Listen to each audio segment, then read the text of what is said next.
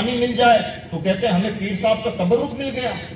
یہ کبھی نہ سوچا کہ وہ کتاب جس کی جلالت کا عالم یہ ہے کہ پہاڑ پہ نازل کی جاتی تو پہاڑ ریزہ ریزہ ہو جاتا, وہ کتاب ہمارے گنہگار ہاتھوں میں.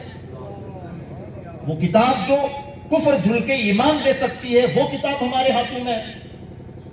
دنیا کی ہر بات نان پریکٹیکل ہو سکتی ہے, ہر بات فیل ہو سکتی ہے.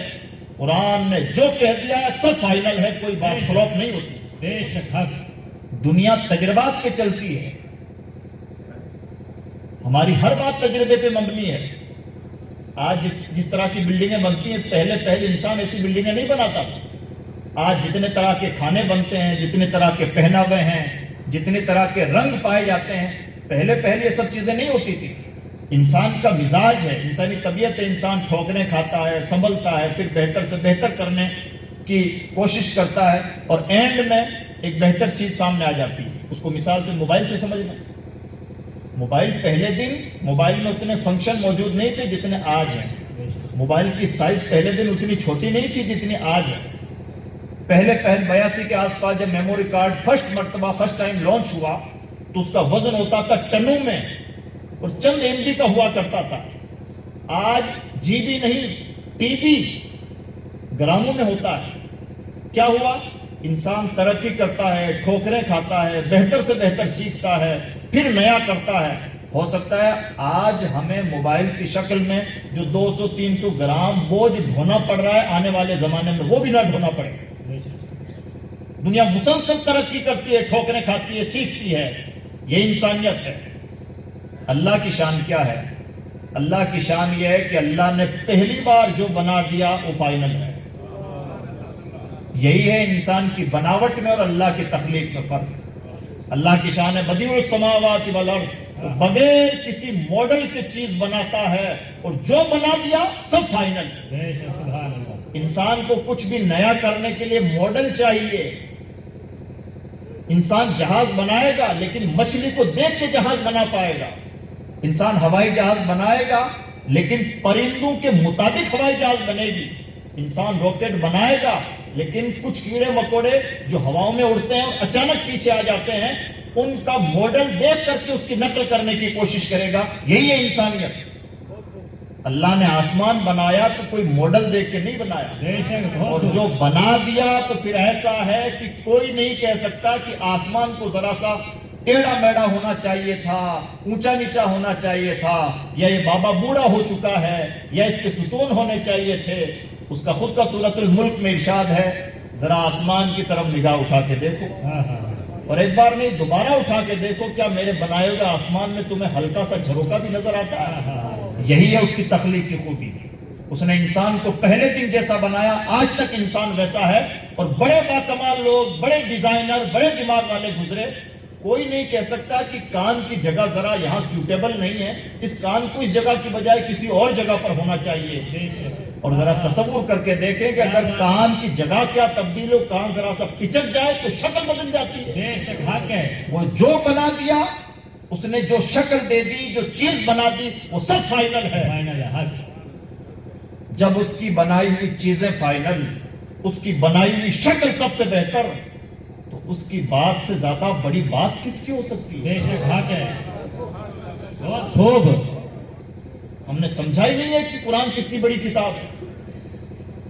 آج آپ کپڑے کی دکان ڈالنے جا رہے ہیں, پہلی مرتبہ اس مارکیٹ میں آپ کودنے جا رہے ہیں. اس سے پہلے آپ کا کپڑے سے کوئی لینا دینا نہیں تھا, کپڑا مارکیٹ سے. اور مان لیجئے کہ ہمارے مولانا صاحب ہیں, وہ پچھلے 25 سال سے کپڑے کی دکان کر رہے ہیں. تو مولانا صاحب آپ سے کہیں جناب آپ کپڑے کے مارکیٹ میں نئے ہیں اور میں 25 سال سے اس مارکیٹ میں ہوں, تو میں آپ کو مومنانہ, مخلصانہ, خیر خواہانہ مشورہ دینا چاہتا ہوں کہ کپڑے کے مارکیٹ میں آپ ان 4 چیزوں کا دھیان رکھنا تاکہ آپ کا بزنس کامیاب ہو. آپ شکریہ کے ساتھ ہاتھ باندھ کے ان کی باتیں قبول کریں گے اور کہیں گے میرا بھائی میرے خیر خواہی کے لیے مجھے مشورہ دے رہا ہے, میں تو بالکل نیا ہوں, یہ 25 سال کا تجربہ کار آدمی, اس کا مشورہ میرے لیے بڑا قیمتی ہے. ایسا ہوتا ہے کہ نہیں؟ جی بے شک. 25 سال کا تجربہ کار آدمی کوئی بات کہے, مشورہ دے تو قیمتی, اور 7 زمینوں اور 7 آسمانوں کا پیدا فرمانے والا رب کوئی بات کے اور قیمتی نہیں؟ ہم نے پہچانا ہی نہیں ہے کہ اللہ کی کتاب کا وزن کیا ہے. اکیلی کتاب ہے دنیا کے نقشے پر جس کا چیلنج ہے ذالک الکتاب لا ریب فیہ. یہ کتاب وہ ہے جس میں شک شبہے اور ڈول مول اور ڈاما ڈول باتیں نہیں ہیں. جو کہا ہے سب لوہے کی لکیر ہے. بے شک سبحان اللہ. جو کہہ دیا ہے اس سے بڑی بات نہیں کہی جا سکتی, اس سے آگے بات نہیں کہی جا سکتی. اکیلی کتاب ہے دنیا کے نقشے پر. کوئی انجینئر نہیں کہہ سکتا کہ میں نے جو نقشہ بنا دیا وہ فائنل ہے, اب اس سے بہتر نہیں بنایا جا سکتا. کوئی کک نہیں کہہ سکتا کہ میں نے جو کھانا بنا دیا اس سے بہتر نہیں بنایا جا سکتا. کوئی موبائل کمپنی نہیں کہہ سکتی کہ ہمارے ماڈل سے بہتر ماڈل نہیں ہو سکتا. اکیلی ذات ہے, جو کہہ دیا ہے سب فائنل ہے, اب اس کے بعد کچھ بھی نہیں ہے. بے شک سبحان اللہ. یہی وجہ ہے کہ دنیا ٹھوکریں کھاتی ہے, اتھل پتل ہوتی ہے, اتار چڑھاؤ کا شکار ہوتی ہے, کچھ نیا سیکھتی ہے. اللہ کی کتاب کی کہی ہوئی ہر بات فائنل. اللہ کرے کہ ہمیں یہ عقل نصیب ہو کہ اللہ کی کتاب کتنی قیمتی ہے. صرف قرآن خوانیوں کی کتاب نہیں, دلوں کی دنیا میں تبدیلی پیدا کرنے والی کتاب ہے. اللہ ہمیں توفیق عطا فرمائے. حضور کی سنت ہے اللہ کی کتاب کو الگ الگ رنگ ڈھنگ سے پڑھنا. مثال کے طور پر توجہ میری طرف رکھیں. مثال کے طور پر جب حضور نبی اکرم صلی اللہ علیہ وسلم قرآن پاک کی تلاوت کرتے, سنیں یہ سنت ہے, آیت رحمت آتی تو خوش ہو جاتے اور پھر رحمت کی دعا کرتے, پروردگار یہ جو ان آیات میں تو نے اپنی رحمتوں کا جنت کا ذکر کیا مجھے بھی اس میں حصہ تھا. سبحان اللہ. آیت غضب آتی, آیت عذاب آتی, جہنم کی باتیں آتی, حضور رونے لگتے اور جہنم سے پناہ مانگتے. اگر قرآن میں کوئی سوال ہوتا حضور تلاوت کرتے اس کا جواب دیتے. اللہ کا ارشاد ہے الیس اللہ باحکم الحاکمین, کیا اللہ تمام بادشاہوں کا بادشاہ نہیں؟ جیسے حضور یہ تلاوت کرتے رو کر عرض کرتے بلا وربی, میرے رب کیوں نہیں, تو ہی تو بادشاہوں کا بادشاہ ہے. یہ سنت ہے قرآن پاک کو اس انداز سے تلاوت کرنا کہ گویا قرآن ہم سے باتیں کر رہا ہے, قرآن ہم سے سوال کر رہا ہے, قرآن اسپیشلی مجھے کوئی میسج دے رہا ہے, قرآن مجھ سے کچھ کہہ رہا ہے. جس دن ہم قرآن پاک کی اس اینگل سے تلاوت کرنا شروع کریں گے اس دن سمجھ میں آئے گا گویا ہم پیدا ہی آج ہی ہوئے ہیں. بے شک. اس سے پہلے تو سانسیں گزر رہی تھی. قرآن پاک کو اگر ہم نے نہ سمجھا تو سچی بات یہ ہے کہ زندگی کا مقصد لا حاصل ہے. اللہ ہمیں توفیق بخشے. آمین. یہ قرآن پاک کے تقاضے ہیں. بہرحال بات دور چلی گئی, کیونکہ قرآن پاک کی بات آتی ہے تو تھوڑا میں جذباتی ہو جاتا ہوں اور ہونا چاہیے. ہم نے بڑی ناقدری کی اس کتاب کی. بڑی انوکھی کتاب ہے, لوجیکل کتاب, سائنٹیفک کتاب, فلسفے کی کتاب, زندگی کی باریکیاں سکھانے والی کتاب, لمبے چوڑے فلسفے کو 2 لفظوں میں سمیٹ کر رکھ دینے والی کتاب, فائنل کامیابی کی باتیں, فائنل ناکامی کی باتیں, جہاں تک انسانوں کی نگاہ نہ پہنچے وہاں تک کی باتیں. بے شک. کون بتاتا ہے کہ مکڑی جالے کیسے بنتی ہے؟ کون سکھاتا ہے کہ شہد کی مکھی شہد کیسے بناتی ہے, چھتا کیسے تعمیر کرتی ہے, جانوروں کے پیٹ میں دودھ کیسے پیدا ہوتا ہے, اونٹ کی کیا خوبصورتیاں ہیں, ہاتھی کیسا جانور ہے. ہدایت کی کتاب ہے, آخرت کی کتاب ہے, دنیا کو بھی سمیٹ کر رکھ دیتی ہے. قرآن بتاتا ہے کہ کشتیاں کیسے چلتی ہیں, ہواؤں کا رخ کیا ہوتا ہے, ستارے کیوں جھلملاتے ہیں, چاند و سورج کو کس لیے پیدا کیا گیا ہے, زمین و آسمان کی تخلیق کیسے ہوئی. قرآن ایسے ایسے فلسفے نچوڑ کے رکھتا ہے کہ انسان کی عقل دنگ رہ جاتی ہے. ہم نے سمجھا ہے کہ یہ صرف مذہب کی کتاب ہے, بڑی عجیب کتاب ہے. کبھی ہم اپنا سوال قرآن پاک کے سامنے رکھے تو صحیح, قرآن نچوڑ کے بتائے گا. میں مناسب نہیں سمجھتا کہ حالات حاضرہ پہ کچھ زیادہ تبصرے کروں نزاکت کی وجہ سے, لیکن میں عرض کرنا چاہوں گا سورہ ابراہیم کی آیت نمبر 14 اور 15 کا مطالعہ کریں. آپ کو ایسا لگے گا جیسے قرآن پاک نے ہمارے حالات کا نقشہ ہمارے سامنے رکھ دیا. ہم کہتے ہیں پرانے زمانے کی کتاب ہے. کوئی بھی نئے سے نیا سوال ہو اللہ کی کتاب کے سامنے رکھے تو صحیح. قرآن ان مسائل کو یوں حل کرتا ہے, اس کا نچوڑ نکالنے کی کوشش کریں, یوں حل کرتا ہے جیسے لگتا ہے قرآن تو انتظار میں تھا, ہم ہی آتے آتے لیٹ ہو گئے. میں ایک مثال دوں. اس وقت کا بڑا چیلنج ہے کہ بچے ماں باپ کی بات نہیں مانتے، بچے نافرمان ہو گئے ہیں، راستے سے بہک گئے ہیں، ماں باپ کا ادب و احترام نہیں کرتے، تو سوال یہ پیدا ہوتا ہے کہ اولاد کی تربیت کیسے کرنی چاہیے؟ ایک سوال بنتا ہے، قرآن سے پوچھیں اولاد کی تربیت کیسے کرنی چاہیے، کبھی رکھیں تو صحیح، قرآن جواب دے گا۔ حضرت ابراہیم نے اپنے بیٹے اسماعیل کی تربیت کیسے کی؟ حضرت یعقوب نے اپنے بیٹے کی کیسے انوکھی تربیت کی؟ حضرت لقمان نے اپنے بیٹے سے کیا کچھ کہا؟ حضرت مریم کب سے اپنے بیٹی کی کیسے کیسے تربیت کر رہی ہیں؟ حضرت زکریا حضرت یحییٰ کی تربیت کیسے کرتے تھے؟ اور ان تمام آیتوں کو جمع کرنے کے بعد اس کا نچوڑ نکالیں، آپ کو لگے گا قرآن پاک نے تو میرے بیٹے کو سدھارنے کا ہر نسخہ دے رکھا ہے، میں ہی ناکام تھا جو ابھی تک اس کی طرف توجہ نہیں کر سکا۔ یہ میں نے ایک مثال دی، آپ جس اینگل سے مسائل کو تلاش کرنا چاہیں، آپ کے ذہن میں گھبراہٹ ہے، قرآن پاک سے وہ آیتیں جمع کریں جن میں قرآن پاک نے سکون کی بات کی ہے، اور ان آیتوں کا نچوڑ نکالنے کی کوشش کریں۔ آپ کو لگے گا میں بڑا بے وقوف آدمی تھا جو ٹینشن کے لیے اتنی دوائیں کھا چکا اور کہاں کہاں در بدر مارا پھرتا رہا، میرا حل تو یہاں موجود ہے۔ زندگی کا کوئی مسئلہ ہو قرآن پاک کے سامنے پیش کریں، قرآن یوں حل پیش کرتا ہے ایسا لگتا ہے جیسے آیت صرف میرے لیے تھی۔ اللہ ہمیں توفیق دے۔ بات کافی دور چلی گئی۔ قرآن پاک یہ فلسفہ بھی پیش کرتا ہے کہ زندگی میں سدھار کیسے پیدا ہو، پرسنل لائف میں کیسے سدھار ہو، سوشل لائف میں سدھار کیسے ہو، یعنی ہم سب، آج کا موضوع اصلاح معاشرہ، پورے معاشرے میں سدھار کیسے پیدا ہو اور پرسنل لائف میں سدھار کیسے پیدا ہو۔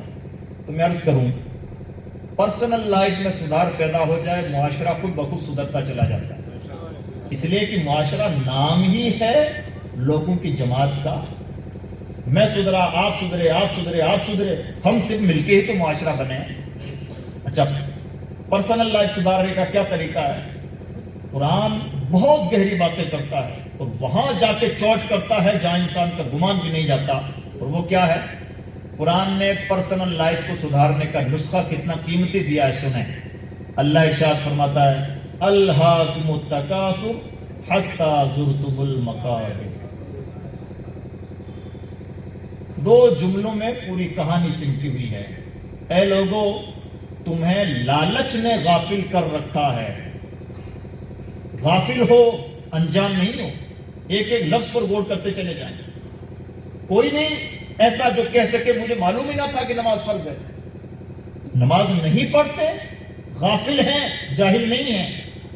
قرآن نے جاہل نہیں کہا ہے، غافل کہا ہے۔ الہاکم، اے لوگوں تمہیں غافل کر رکھا ہے، اس چیز میں غافل کر رہا ہے۔ تکاثر، کثرت کی لالچ میں۔ کس چیز کی کثرت؟ دو پیسے آ گئے ہیں تو اتنا بڑا مالدار بن جاؤں کہ ریاست میں سب سے بڑا مالدار کہلاؤں۔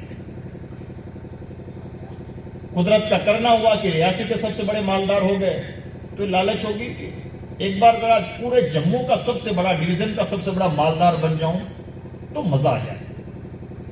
قدرت کا کرنا ہوا کہ جموں کے سب سے بڑے مالدار بن گئے، پھر دل سے پوچھئے، دل کو ٹٹولیے تو آواز آئے گی کشمیر کا سب سے رچ مین میں ہوں، تب تو مزے کی بات ہے۔ چلیے صاحب یہ بھی ہو لیا کسی دن، اب کیا تمنا ہے؟ ایک بار ذرا سا اڈانی پیچھے ہو جائیں۔ چلیے قدرت کا کرنا یہ بھی ہو لیا، اڈانی سے پوچھ لیجئے جناب آپ کے دل میں بھی کوئی تمنا ہے؟ ان کے دل میں بھی تمنا ہے۔ کیا تمنا ہے؟ یہی تکاثر۔ ملک کا تو، انڈیا کا تو سب سے مالدار آدمی ہوں، لیکن ایک بار ورلڈ کا سب سے بڑا آدمی بننا چاہتا ہوں، یہ ان کے دل کی تمنا ہے۔ پہلے سے بھی تو کوئی ورلڈ کا سب سے مالدار آدمی ہے، اس کا دل ٹٹول کے دیکھیں جناب آپ کی بھی کوئی تمنا ہے، آپ کی بھی کوئی خواہش ہے، آپ تو دنیا کے سب سے امیر آدمی ہیں، ان کے دل میں بھی یہی تکاثر ملے گا کیا؟ ان کے دل سے پوچھیں گے تو آواز آئے گی جناب سب سے بڑا مالدار ہوں یہ تو ٹھیک ہے، لیکن چاہتا یہ ہوں کہ جب تک زندہ رہوں سب سے بڑا مالدار بنا ہی رہوں۔ کوئی ہے لمٹ ہے؟ اینڈ لیس چیز ہے۔ حدیث پاک کی طرف آئیں، پیغمبر نے کتنے سادہ انداز میں سمیٹا ہے۔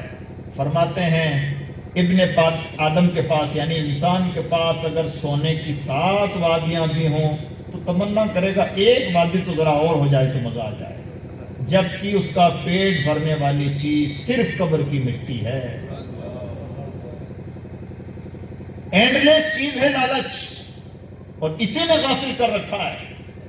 اور مال صرف مال کی بات نہیں، جس اینگل سے کوئی عزت دار ہے تو کہے گا جناب یہ تو ٹھیک ہے، گاؤں لیول کی عزت ہے، ذرا سا پورے ڈسٹرکٹ میں سب سے زیادہ عزت دار آدمی بن جاؤں. اگر کسی کا کوئی نوکری سے لگا ہوا تو اس کے دل سے پوچھئے تو لالچ یہ کہ پروموشن ہوتا رہے. کوئی میدان ایسا نہیں جہاں پر لالچ نے ہمارا پیچھا چھوڑا ہو. زندگی کے ہر میدان میں اچھے کھانے کھانے والے اور اچھے کھانے کی تمنا کرتے ہیں، اچھی جگہوں پر گھومنے والے اور دوسری جگہوں پر گھومنے کی تمنا کرتے ہیں. 70 سال کی زندگی ہو گئی، لالچ اب بھی ختم نہیں ہوتا. اینڈلیس چیز ہے. جس آدمی کی داڑھی کے بال سفید ہو چکے ہیں، منہ میں سے دانت گر چکے ہیں، کمر جھک چکی ہے، 10 طرح کی دوائیں ساتھ چلتی ہے، جناب سے پوچھئے بڑے میاں کوئی تمنا ہے؟ ایک ہی تمنا، ذرا پوتے کا صحرا دیکھ لوں تو بڑا اچھا لگے. پوتے کا صحرا دیکھنے کا وقت نہیں، اپنا کفن دیکھنے کا وقت ہے. لیکن اس کے باوجود بھی لالچ کا سلسلہ ختم نہیں ہوتا. قرآن ہنسنے کا موقع نہیں ہے، یہ انسان کا لالچ ہے. اب قرآن پاک کے الفاظ پہ غور کریں. پرابلم کہاں ہے؟ ایک لفظ تقاصر میں دنیا کو سمیٹ کر رکھ دیا قرآن پاک. اے لوگوں، تمہیں لالچ نے غافل کر رکھا ہے، یہ تو ہے تمہارا درد. دوا کیا ہے؟ حتی زرتم المقابر. ہمیشہ کے جا کے لیٹ گئے، یہی علاج ہے تمہارا پیٹ بھرنے والا نہیں. تم ایسے لالچی ہو. اسی لیے حدیث پاک میں فرمایا گیا دنیا مردار ہے اور اس کے طالب کتے ہیں جن کا کبھی پیٹ نہیں بھرتا. کتے کی کیا خوبی، کیا صفت ہے اس بارے میں؟ اچھا خاصا گوشت رکھا ہے، وہ جانتا ہے کہ مجھ سے نہیں کھایا جائے گا، پھر بھی دوسرے کتوں پر چلائے گا اور انہیں وہاں پاس نہیں آنے دینا چاہتا. یہی ہے لالچ. پتہ کیا چلا قرآن پاک کے نقطۂ نظر سے؟ ہمارا پرابلم ہے لالچ، علاج ہے قبر. قبر میں تو جب جانا ہے تب جانا ہے. قبر سے پہلے کیا علاج؟ قبر سے پہلے علاج یہ ہے کہ قبر کا تصور یہاں بھیجے میں بیٹھ جائے کہ مرنا ہے.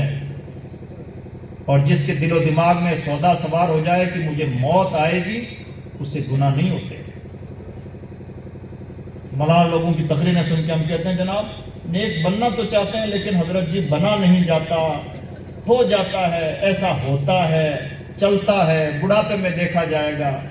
مت بہانے بنائیے جناب، ادھر ادھر کی باتیں مت گھمائیے. صاف لہجے میں کہیے کہ دل کالا ہو چکا ہے، اللہ رب العزت کی توفیق ٹوٹ چکی ہے اور جہنم مقدر بن چکا ہے. ٹال مٹول میں زیادہ وقت مت برباد کیجیے. اور یاد رکھیے تبدیلی یہیں سے ہے، دل سے پوری تبدیلی ہے. تو قرآن پاک نے دل کی تبدیلی کا پہلا ذریعہ کیا بتایا؟ قبر. بار بار قبر کی یاد، آخرت کا تصور، موت کا خیال، لمحہ لمحہ موت کا خیال. جسے یہ خیال ہو کہ مجھے مرنا ہے اور اپنے کیے کا حساب دینا ہے، اس سے گناہ ہو. کاہے کی سستی اور کہاں کے اہانے بہانے کچھ نہیں ہے. پرابلم صرف یہ ہے کہ یہاں سے قبر کا تصور ختم ہو گیا ہے. وہ ہے پہلا علاج. دوسرا علاج کیا ہے؟ دوسرا علاج ہے جہنم کی یاد. جہنم کا تصور ایسا بھیانک تصور ہے. ہم کہتے ہیں گناہ نہیں چھوٹتے، گناہ ایسے چھوٹیں گے کہ نیکیاں نہیں چھوٹیں گی. کسی نیکی کو ہلکا نہیں سمجھیں گے. ذرا دل و دماغ میں تصور پیدا ہو جائے کہ جہنم کسے کہا جاتا ہے. اب میں یہاں پر ذرا سا جہنم کے بارے میں کچھ باتیں کرنا چاہوں گا کہ قرآن پاک نے جہنم کو کس اینگل سے پیش کیا. قرآن پاک کا ذرا تصور اب میرے ذہن سے اور قریب ہوں اور دیکھیں کہ قرآن پاک نے کس تسلسل کے ساتھ جہنم کا نقشہ کھینچا ہے. میں نے جو آیتیں آپ کے سامنے پیش کی ہیں یہ 30ویں پارے کی سورۃ النبا کی آیتیں ہیں. اور میں نے بتایا قرآن بہت لوجیکل کتاب ہے. ہم قرآن کی ایک آیت پڑھتے ہیں، پھر اعتراض ہوتا ہے، اس اعتراض کا جواب آگے والی آیت میں ہوتا ہے، پھر اس میں کوئی اعتراض پیدا ہوتا ہے، اس کا جواب آگے والی آیت میں ملتا ہے. اور قرآن ایسا لوجیکل جواب دیتا چلا جاتا ہے کہ انسان کے دل پر اگر مہر نہیں لگی ہے تو انسان ادھر ادھر کی باتیں نہیں کر سکتا. فائنل نتیجے تک پہنچے گا. اب ذرا سا ایک تمہید کے ساتھ پوری باتیں سنیے, ترجمہ سنیں, ایک بار درود شریف پڑھیے. اللہم صلی وسلم محمد صحابی سیدنا محمد وبارک وسلم علیہ. قرآن نے جہنم کے بارے میں کیا فرمایا؟ قرآن نے فرمایا ان جہنم کانت مرصادا. جہنم گھات لگائے ہوئے. گھات لگانے کا مطلب تاک میں بیٹھنا. سپوز کیجئے جیسے یہ مسجد کی دیوار ہے اور آپ دیوار سے ٹچ ہو کے چھپ کے, تھوڑا سا چھپ کے بیٹھے ہوئے ہیں کہ جیسے ہی یہ آدمی یہاں سے گزرے گا مجھے اس پہ حملہ کرنا ہے. اس کو بولتے ہیں گھات لگانا.